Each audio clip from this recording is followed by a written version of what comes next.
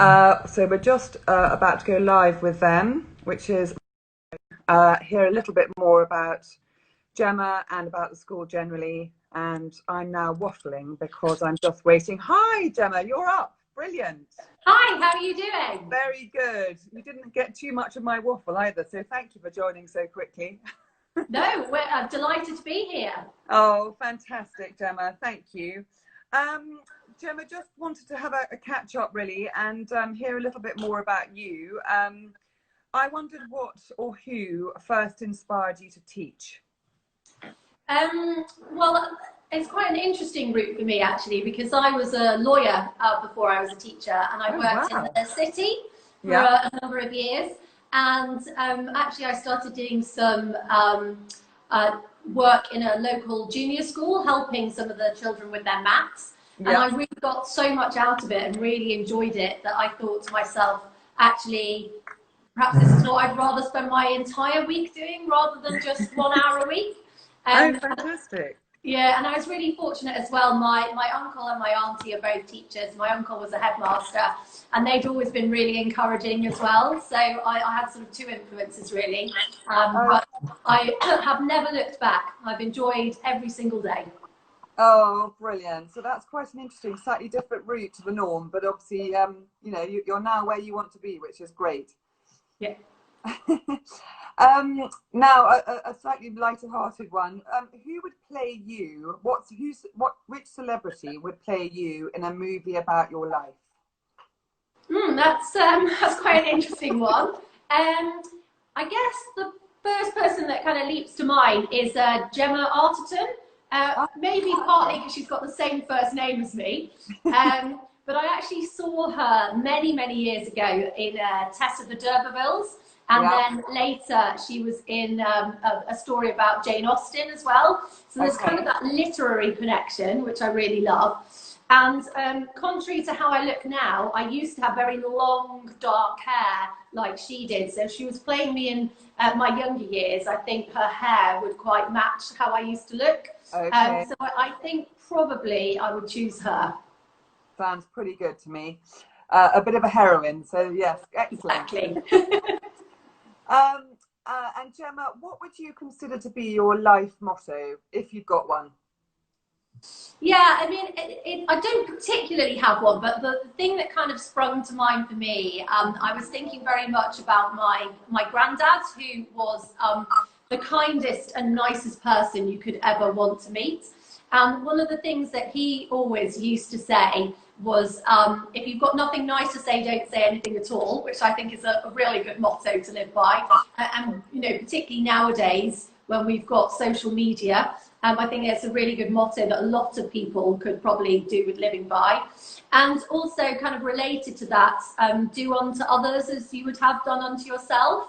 And I think that if we focus on being kind to one another, you know, we would have a much happier world and happier community. So from inspiration from my granddad, I think those two things are really important to me. Yeah, no, I have to say I couldn't agree more. I'm the mother of 4 daughters, so your first motto of if you can't think of anything nice, say nothing at all is one of my favourites. Yes. So we're going to ship you off to a desert island, Gemma, away from all that you know at Bedford School for Girls. And I wondered if you had 3 items, luxury or otherwise, that you were allowed to bring with you, what they might be. Okay. I think I would probably be quite practical, because I'm quite a practical person. So the first thing I would have is a Swiss Army knife, because I think that would be very useful for my survival. Yeah. Having lived in Asia for a number of years, I know that mosquitoes are pretty brutal. So actually, I would definitely take some mosquito repellent with me. Yeah, and then because I'm such an avid reader, ideally I'd like to take a Kindle, but obviously there's nowhere to plug that in. But just say I could magically plug something in, it would be a Kindle. If not, I'd have to take very long books with me. So War and Peace is a book I've been meaning to read for years and never have, so potentially that. And then I started a book when I was living in Hong Kong, which is called The Dream of the Red Chamber. It's a very, very famous Chinese book, and it's extremely long and quite difficult to read, and I only got part way through it. So if I was on a desert island, I think that would be the great opportunity to really finish that book. So I think that's what I would take with me. Very good choices. War and Peace has always been on my hit list, but sadly it's stayed there. It's just, you need the time and sort of bandwidth to read it, don't you? You do, yes. And I'm like you, I have children and busy job, and I love reading, and I managed to get about 10 minutes reading a day done, because I read at the same time as my son, but that would take me probably years to get through War and Peace if I read it at that pace. No, I'm with you. And lockdown, I'm imagining, didn't give you the breathing space to do that with all that you had to plan for school and COVID, etc.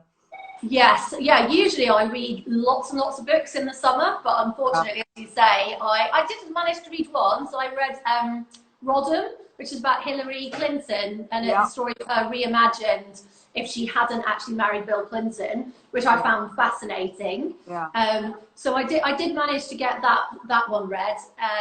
So I did manage to do a bit of reading, but not as much as I would usually like to. No, I'm with you. I think there's a very good 3-part series on Hillary as well. I've been recommended. I don't know. Have you seen that? I haven't, but I would really like to. Yeah, no, absolutely. It's on my list too.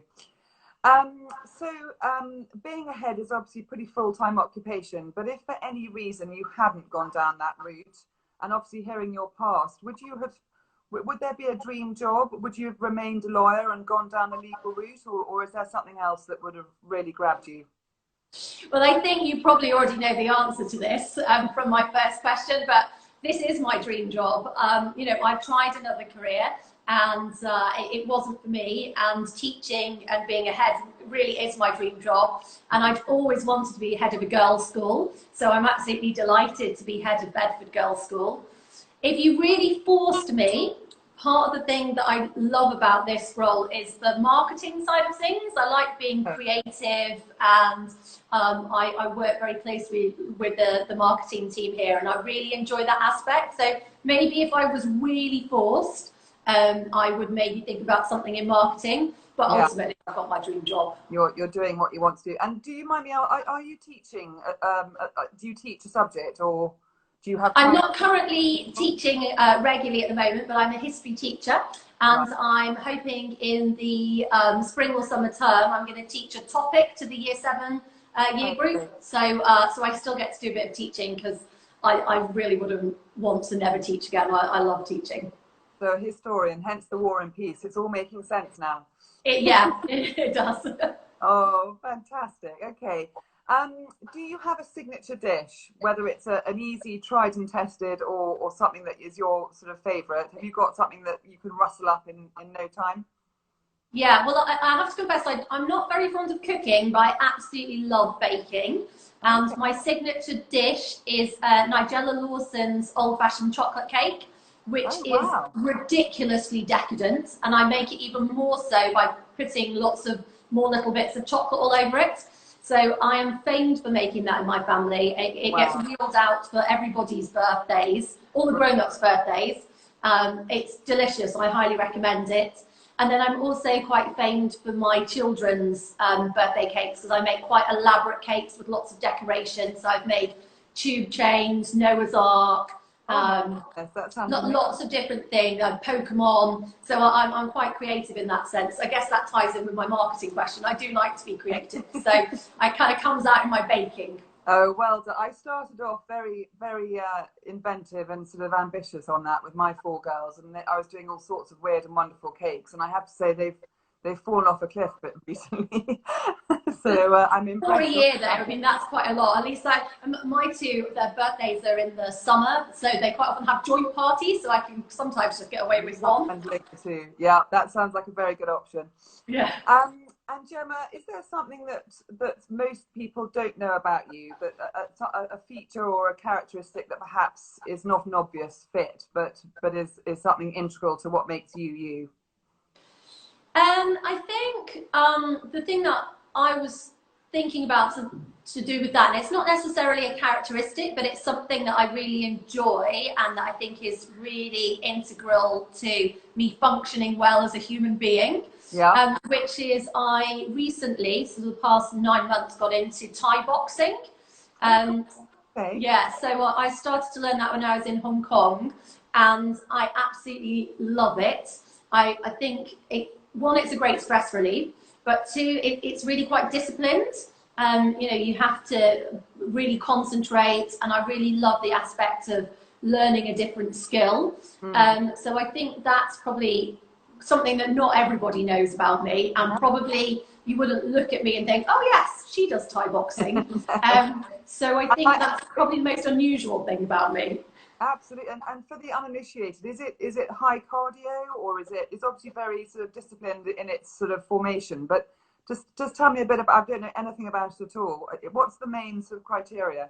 Yeah, so yes, it is very high cardio, and it's basically like, it's boxing, but there's the kicking elements to it as well, and also kind of elbow movements. So it's kind of a full body workout. But yeah, it's very disciplined. If you see people who really know how to do it, not like me, who's just pretending in some respects, you know, there's obviously the kind of cultural elements around it as well. And the person who trained me, he was British, but he used to go to Thailand every year to kind of retrain further. And so there's those kind of discipline elements to it as well, which is really fascinating. Yeah. Oh, the real deal. Okay, I'll have to look into that. Yeah, I can highly recommend it. Lots of lockdown new sort of exercises being done at home, so I guess it falls into that category, doesn't it? Yeah. And picture a dinner party that you are hosting.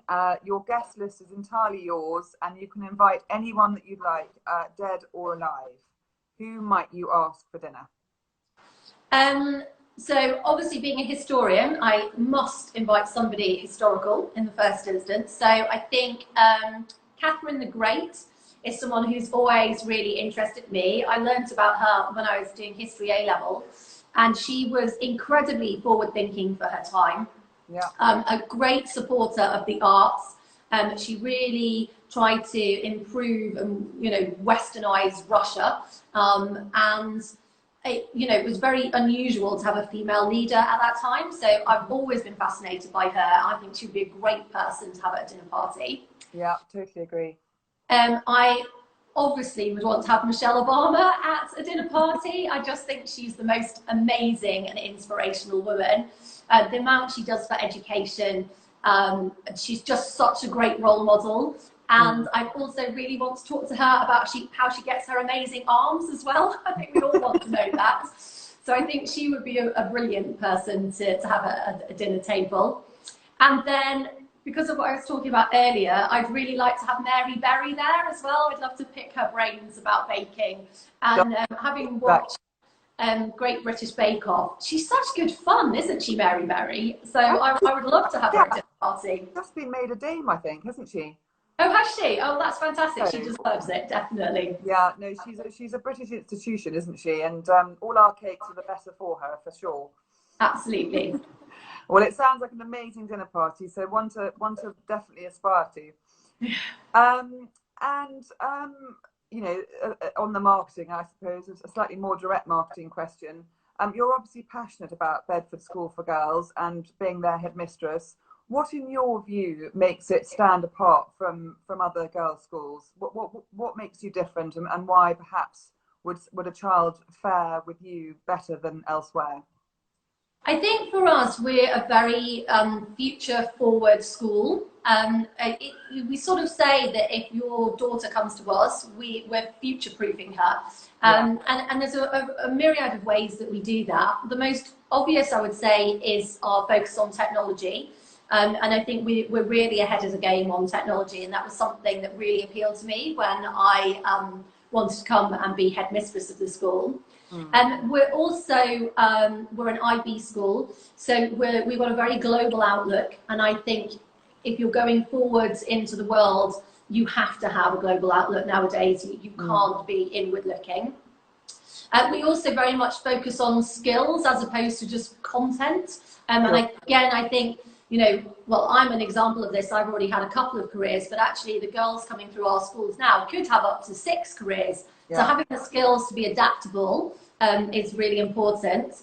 And then I think also, because we live in such an uncertain world, we have a really strong focus on well-being. because you have to have that resilience nowadays, I think, to go out and be like you and me with, you know, jobs, families, lots of uncertain things happening externally as well. If you don't have that core of resilience, that's a really hard ask. So those things, I think, are what makes us a really good choice in terms of future-proofing girls ready for the world ahead. Yeah, no, I couldn't agree more. I mean, you know, it is, as you say, it's the sort of multitasking with knobs on at the moment. And I think both sort of within your own world and within the sort of weird world that we're living, it's, you know, resilience is such a key life skill. So couldn't agree with you more. Just to finish off, Gemma, really keen to know whether you have a favourite song of all time in any genre. Do you have something that is your go-to if you're feeling high, low, or in between? This is a really tricky one because I love music and I love lots of different genres. But I would say if I had to choose one, it would be Someday by Frank Sinatra, which was the song we had as our first dance at our wedding. And, you know, it still kind of makes me feel emotional when I hear it. It's so soothing and so comforting. And, you know, I don't think you can get better than the first dance at your wedding, really, can you? So that's my favourite. Pops the bell. Yeah. Fantastic. Well, Gemma, thank you for your time today. I think you've given us a real insight and an understanding, a closer understanding of you, and we're really grateful for your time. It's so helpful for all our listeners to get to know you a bit better. So huge thanks. Thank you very much. I really enjoyed being with you today. And you. Speak to you soon. Take care. Okay. Bye-bye. Bye.